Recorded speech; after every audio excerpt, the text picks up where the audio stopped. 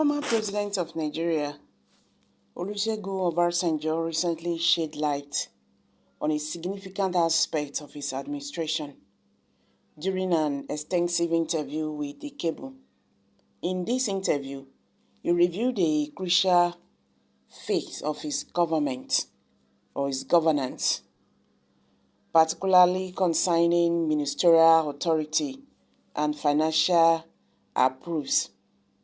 According to Obasanjo, during its tenure as president, he maintained strict oversight over financial approves, ensuring that no minister possessed the authority to approve expenditures exceeding 25 million naira without obtaining his illicit consent. The implications of this revelation are substantial, as it underscores the centralized control wielded by President Obasanjo over the financial machinery of his government. This policy appears to have been implemented to maintain fiscal discipline and accountability without the administration, with the president himself acting as a gatekeeper for major financial decisions.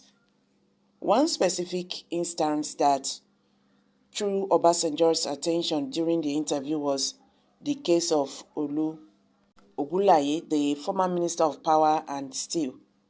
Ogunlaye's controversial decision to award a staggering $6 billion contract to Sunrise Power and Transmission Limited in relation to the Mabila hydropower project in 2003 came under scrutiny. President Obasanjo expressed bewilderment at how Ogunlaye could have possessed the authority to commit the government to such a substantial financial undertaking without his illicit permission.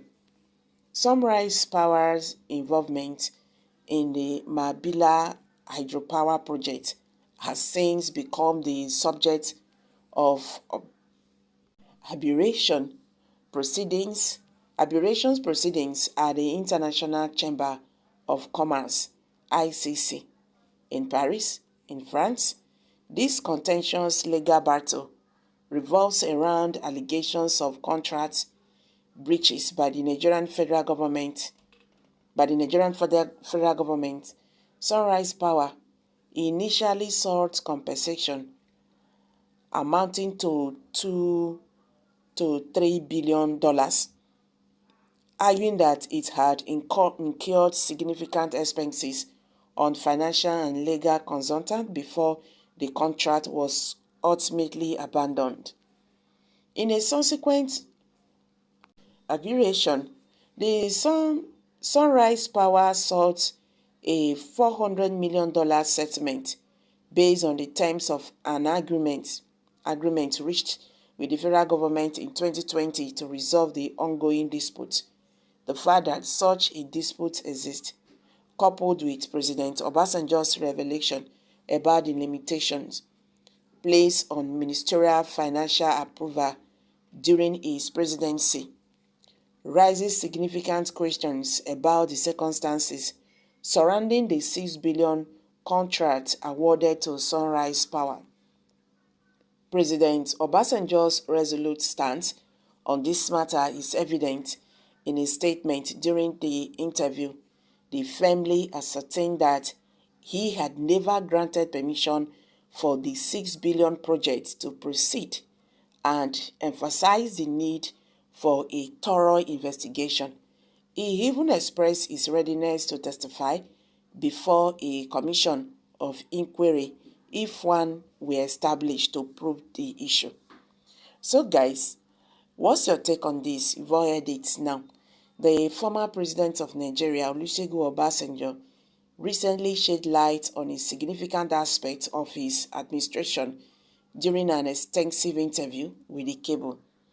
In this interview, he reviewed a crucial facts of his governance, particularly concerning ministerial authority and financial approves.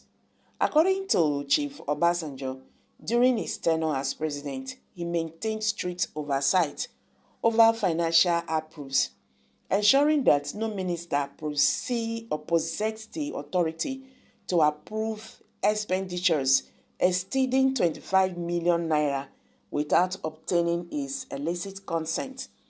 The implication of this revelation are substantial, as it underscores the centralized control wielded by President Obasanjo over the financial machinery of his government.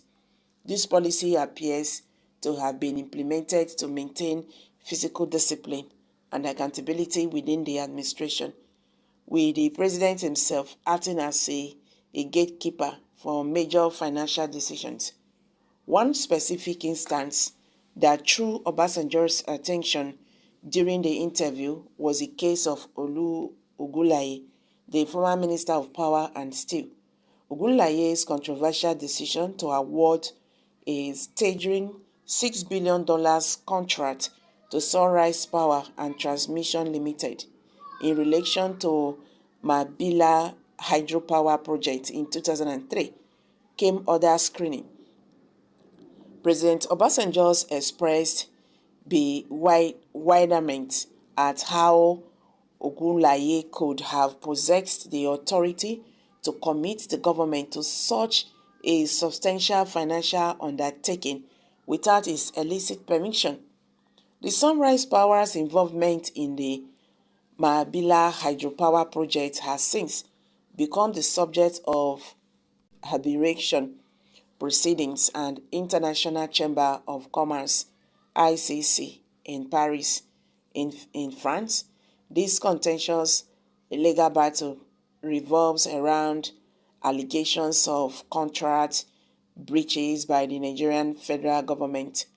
The Sunrise Power initially sought compensation amounting to 2.3 billion, arguing that it had incurred significant expenses and on financial and legal consultants before the contract was ultimately abandoned. So guys, what's your take on this? Let's hear from you. Kindly share your thoughts below the comment section. Please do not forget to